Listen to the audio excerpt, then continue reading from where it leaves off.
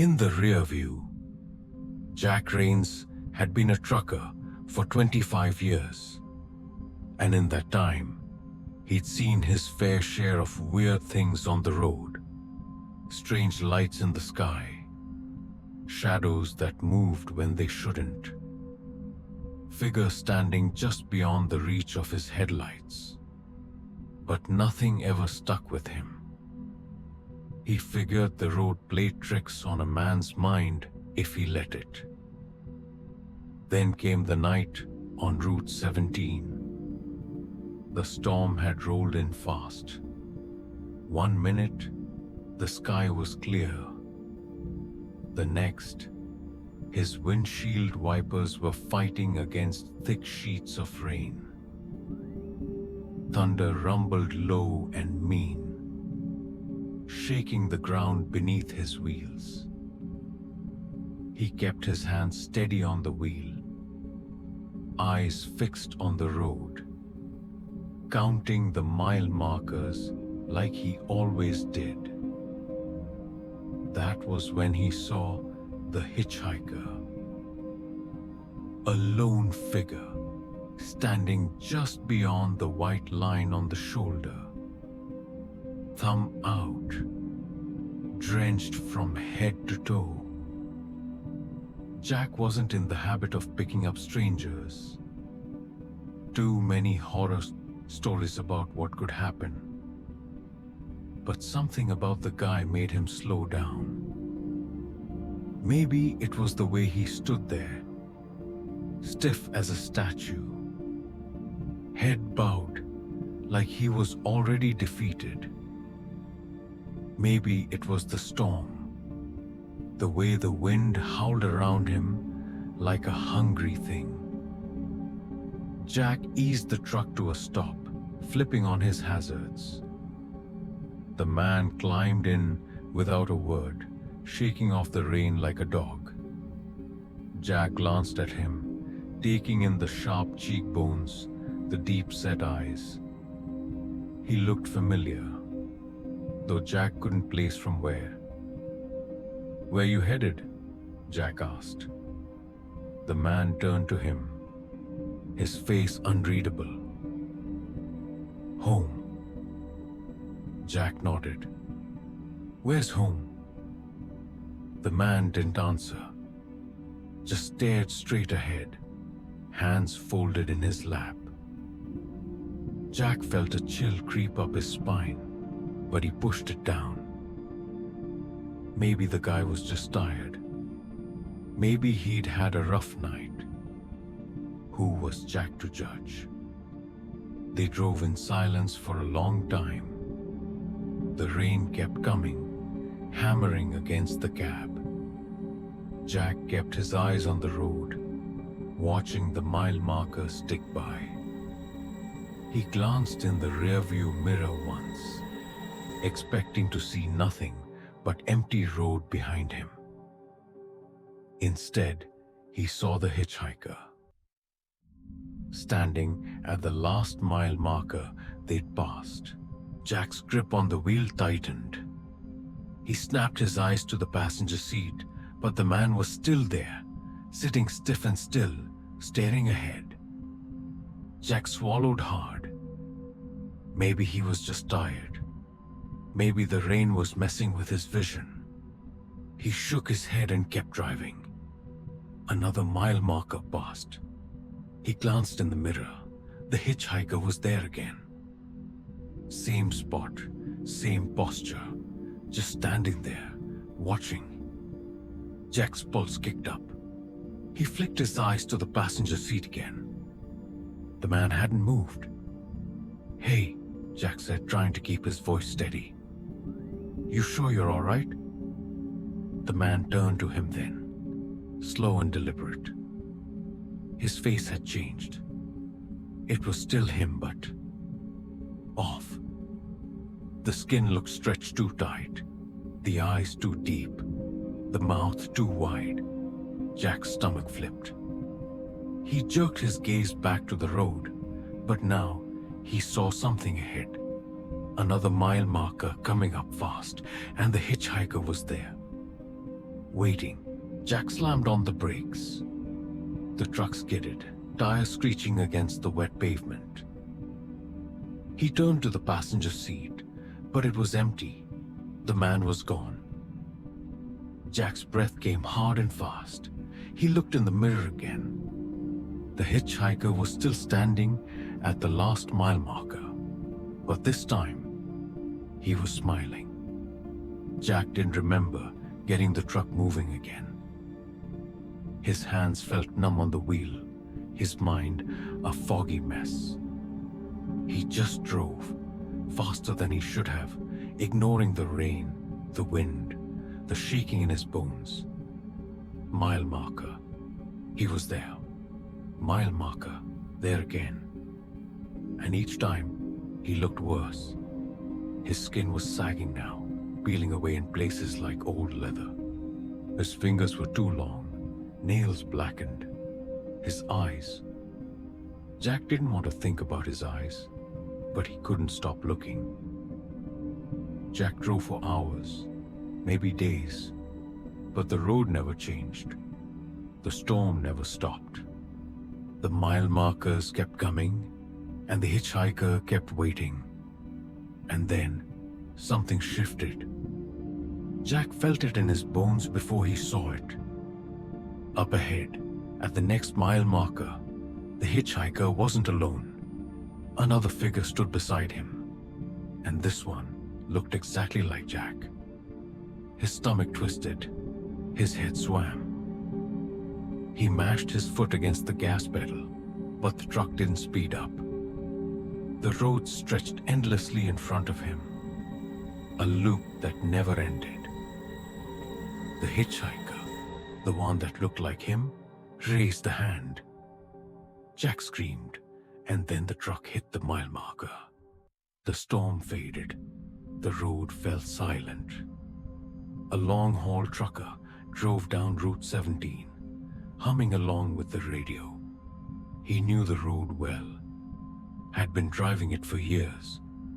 It was just another trip, another job, another stretch of highway between him and home. Up ahead, a lone figure stood at the edge of the shoulder, thumb out, waiting, dead air. Mike Holloway slumped in his chair, staring at the ancient soundboard in front of him. The clock on the wall read 12:43 a.m. and WXRK 107.3 was dead air. Again. Shit, he muttered, reaching for the worn-out play button. The machine gave a half-hearted whir before the track kicked in. Classic rock, a little too much static. Nobody cared. Nobody listened. Not in this town. It had been different once. He had been different once.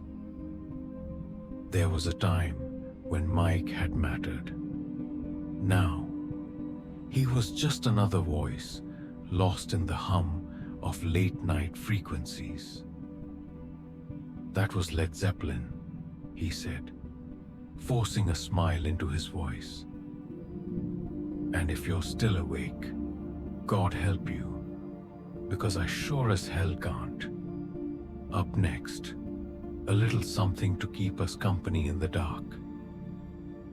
He reached for his cigarette, took a drag, and exhaled into the void. The air in the station was stale, tinged with the scent of dust and old paper. The kind of place time forgot.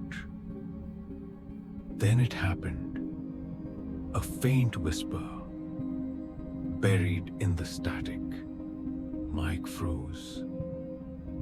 Leaning in, he turned down the music, straining to hear. Nothing but the low hum of dead air.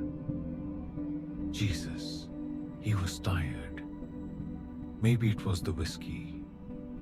Maybe it was the years of talking into the dark with no one talking back. He turned up the volume, and there it was again.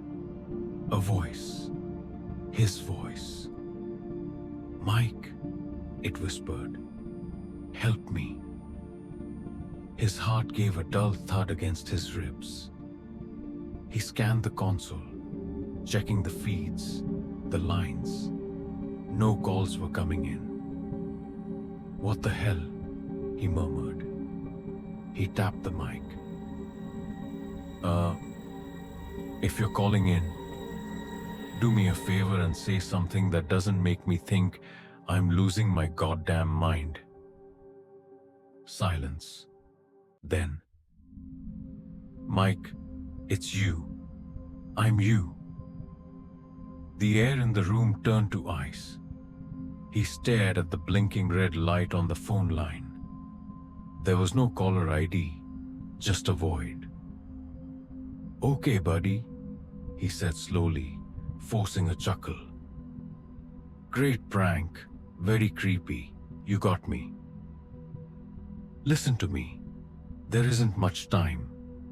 You have to leave the station. Don't..." The call cut to static. Mike sat there, pulse hammering in his throat. He wanted to laugh it off. But deep down, something old and primal stirred. He killed the call and leaned back, rubbing his eyes. Hell of a night. The next night, it happened again. At exactly 12:43 a.m., the static swallowed the music and the whisper returned. "Mike, you have to listen." This time, he let the line stay open. His voice, his own goddamn voice, spilled from the speakers, ragged and frantic.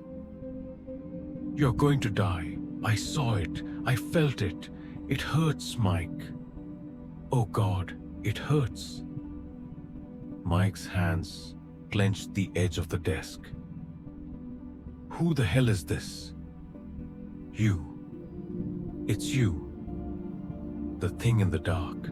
It's coming. It..."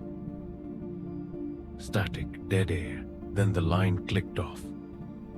Mike sat in silence, the station pressing in around him. The town outside was dead. Nothing but empty streets and burned-out streetlights. No one listened to late-night radio. No one called. Except this voice. His voice. He wiped sweat from his forehead and reached for his flask. His fingers trembled as he took a pull of whiskey. This was just exhaustion. Stress. Too many years talking to ghosts. Except the next night, the voice came back. And this time, it was screaming. "Oh Jesus, Mike, it's happening. It's happening." Static swallowed the words, but Mike heard the sound beneath it. Wet, gurgling, like something chewing raw meat. "What's happening?" he barked, heart hammering, a ragged breath. "It's inside. The thing under the station. We woke it up. I woke it up. Oh God, Mike, we're already dead." Static. Then silence. Mike stood so fast, his chair crashed to the floor.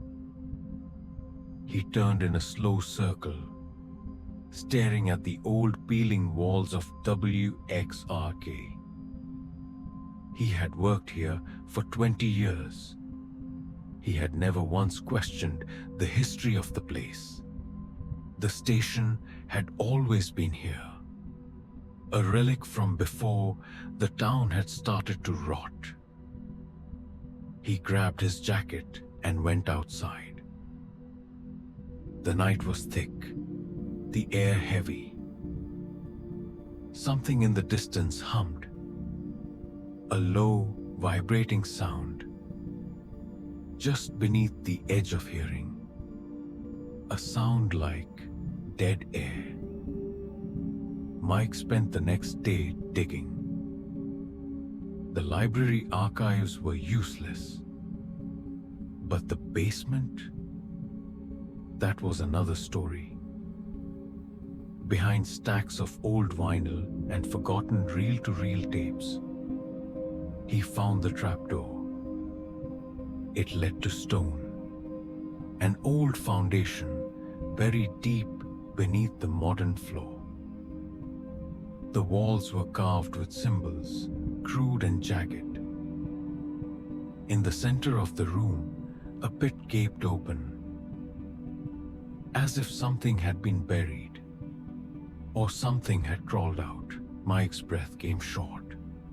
He backed away, his boots crunching on something dry. Bones, small ones. A whisper rose from the pit, a voice he knew too well. "Mike," he bolted. That night, the voice called again. "Mike, it's too late. You heard it. Now it hears you." A shadow flickered at the edge of the room. The air went thick, buzzing with unseen electricity. The static on the radio rose, filling the space with whispers. Mike backed toward the door. "I'm leaving." "No," the voice rasped. "You never leave." And then, from the speakers, a new sound. A slow, wet inhale. Something breathing. Something waking up. The last thing Mike heard before the static swallowed him whole was his own voice, echoing through the dead air. "We're already gone." And then the station went silent. Unfinished house. Dale Evans wasn't the kind of man to ask too many questions. He was a carpenter, a worker. If someone handed him a job and the money was right, he showed up with his tools and got it done. That was the way he liked it. Simple, straightforward. But this job wasn't simple. It started with a phone call. No name, just a voice that sounded stretched too thin, like it had been pulled through 1,000 miles of bad signal. "Need a man who knows how to finish a house," the voice said. "You come highly recommended, pays well, no questions." Dale should have asked anyway. He didn't. Instead, he packed up his truck, loaded his tools, and drove 3 hours into the deep woods where the GPS cut out 20 miles back and the dirt road twisted like something alive. When he finally saw it, standing at the end of a long gravel drive, his first thought was that the place didn't look right. Not unfinished, not abandoned. Wrong. The house was half-built, its skeletal frame reaching into the gray afternoon like a thing caught mid-scream. The wood was the color of old bone, the kind that had been buried too long in wet ground. The windows were empty, black sockets staring at him. The front door was there, but the stairs leading to it were missing. Dale stepped out of his truck and felt the air go heavy around him, like walking into a storm before the first crack of thunder. Something about the house watched him. He shook it off, grabbed his toolbox, and walked toward the place. "Work's work," he muttered to himself. The first day was normal, almost. He found a set of blueprints nailed to the wall in what would be the living room. The paper was old, edges curling, but the lines were crisp, the ink dark. Everything looked standard, except for the basement. It was bigger than it should be, sprawling out under the house like roots. Dale spent the day framing out the missing walls, hammering nails into wood that felt oddly warm under his fingers. He told himself it was just the heat, but the air was cold, and when he went to leave for the night, the stairs to the front door were there. He knew they hadn't been that morning. The next day, things got worse. The blueprints had changed. The second floor now had an extra room, one that hadn't been there before. A door in the hallway that led to nothing. The lines of the house kept shifting, stretching in ways that didn't make sense. Dale should have left. He didn't. The money was too good. And besides, houses settle. Plans change. Maybe he hadn't looked close enough. But then, he cut into a plank of wood, and it bled. Not sap, not a trick of the light. Blood. Red and thick, welling up in the grain and dripping onto the floor. Dale dropped the saw and stumbled back. He wiped his hands on his jeans, breath coming fast. "What the hell?" he whispered. The house creaked around him, settling, breathing. Dale looked at the wood in his hands. The cut he'd made had already started to close.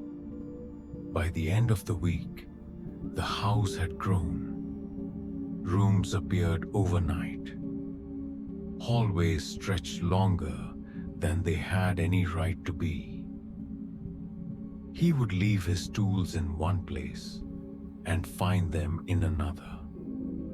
And the walls pulsed when he touched them. Something was inside the house, something that wanted more. But Dale was a stubborn man. He wasn't going to let a goddamn house beat him. So he worked. He hammered. He sawed. He built. And the more he built, the more the house changed. The more it grew. By Sunday, it had a third floor. The basement door had vanished. Dale sat on the porch, which had also built itself overnight, and drank whiskey straight from the bottle. He didn't know what the hell was happening, but he knew one thing. He couldn't stop now. Not until the house was finished. The final night came with a storm. Lightning slashed the sky, illuminating the house in violent flashes. Rain poured, drumming against the roof, and the wind howled through the trees like a living thing. Dale stood in the center of what should have been the living room, hammer in hand. The blueprints lay on the floor, the lines shifting and writhing as if the house itself was deciding what it wanted to be. Then, the walls began to close. Dale turned, heart hammering. The windows disappeared, swallowed by the wood. The doors melted into the walls. The room tightened around him, pressing in, forcing him toward the center. The house wasn't unfinished. It was hungry. Dale tried to run, but the floorboards curled, gripping his boots. The walls stretched, faces forming in the grain, mouths opening in silent screams. And then the house spoke. More, it whispered. Build. Dale screamed as the wood swallowed him whole. The next morning, the house was complete. No sign of Dale. No sign that anyone had ever worked there at all. The tools were gone. The blueprints too. But the house stood tall, its windows black and hungry, waiting for the next builder to come along, waiting to grow again.